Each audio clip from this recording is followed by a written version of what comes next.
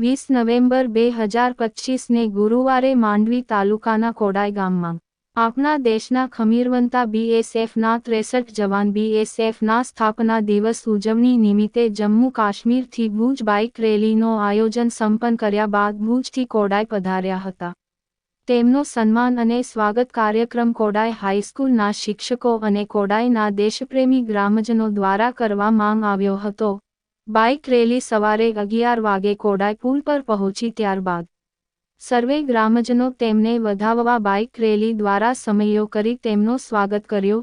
ત્યારબાદ હાઈસ્કૂલ ખાતે તેમનો સન્માન સમારોહ યોજાયો હતો, જેમાં મોટી સંખ્યામાં ગ્રામજનો જોડાયા હતા। કાર્યક્રમનો સંચાલન સુરેશભાઈ જોશીએ સંભાળ્યો હતો અને સ્વાગત પ્રવચન ડોક્ટર બ્રિજેશભાઈએ કર્યા હતો અને આભાર વિધિ અને કોડાઈના ગૌરવ એવા BSF જવાન મહિલા હુરબાઈ જુનેજાનું સન્માન કોડાઈ હાઈસ્કૂલના આચાર્ય શ્રી પ્રફુલભાઈ અને શિક્ષક ઘનશ્યામભાઈ તથા તેમની ટીમે કર્યો હતો। આ પ્રસંગે સર્વે દેશપ્રેમી કોડાઈ ગામવાસીઓ ઉપસ્થિત રહ્યા હતા, જેમાં દિનેશભાઈ ઠક્કર, ભાલાભાઈ, જીવરાજભાઈ ગઢવી, કાસમભાઈ જુનેજા, અબ્દુલભાઈ શેખજાદા, રજાકભાઈ જુનેજા, મજીદભાઈ જુનેજા, મજીદભાઈ રાયમાંગ, ગનીભાઈ જુનેજા, ઇમ્તિયાજ લોઢિયા, ઇબ્રાહીમભાઈ હાલા, જાફરભાઈ કુંભાર, રજાક સમા, સલીમ જુનેજા વગેરે હાજર રહ્યા હતા। Report by Imtiyaz Lodhiya. આ રેલીનો મુખ્ય ઉદ્દેશ છે કે જે નશા પ્રત્યે જે આજનું નવજુવાન જાય છે તો એને બચાવવાનો, અને તમારા જેવા નાના બાળકો છે એ સ્ટાર્ટિંગથી અમે જ્યારથી જમ્મુથી નીકળ્યા ભુજ સુધી પહોંચ્યા તો જ્યાં જ્યાં મતલબ જે જગ્યા હતી ત્યાં સ્કૂલ કોલેજના બાળકો જે હતા એ અમારું સ્વાગત કર્યું છે।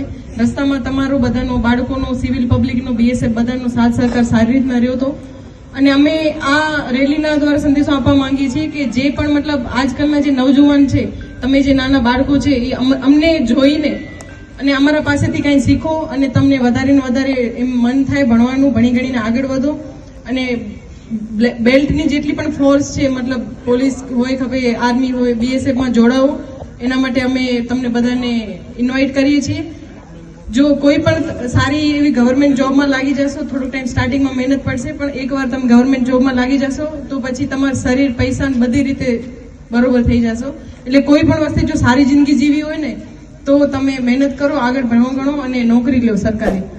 એટલે અમે આ બધા બેઠા છીએ આજ તમારી વચ્ચે, અને હું સ્પેશિયલ થેન્ક્સ અમારા ટીમ મેનેજર છે ભુવન સરનો થેન્ક્સ કરીશ કે આ આપણા ગામ સુધી અહીંયા આવ્યા અને આ રેલીને આટલે સુધી લઈ આવો એ મતલબ પોસિબલ કર્યું એમ, નહીતર તો ભુજ સુધી બધું સમાપન નહોતું, પણ ભુજથી આટલું દૂર સુધી અહીંયા ચાલીને આવ્યા એ આપણા માટે સૌભાગ્યની વસ્તુ છે। તો thank you sir specially four.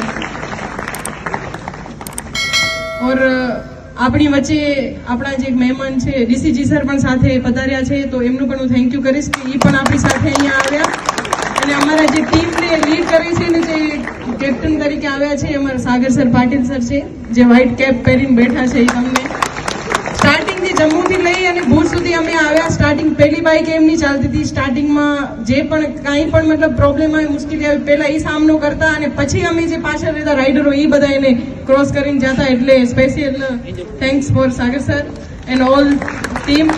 મારા સાથી જવાન મિત્રો, મારા સિનિયર્સ છે બધા, ઓલમોસ્ટ બધા મારા સિનિયર છે, તો થેન્ક યુ ફોર કમિંગ।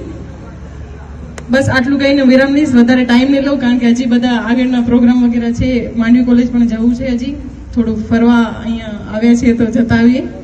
બધાનો ખૂબ ખૂબ આભાર, ગામવાસીઓ જેટલા બધા અગ્રણી છે બધા અહીંયા પધાર્યા અને આટલું બધું સારું મેનેજમેન્ટ કર્યું એના માટે બધાનું થેન્ક યુ માનીશ। Thank you.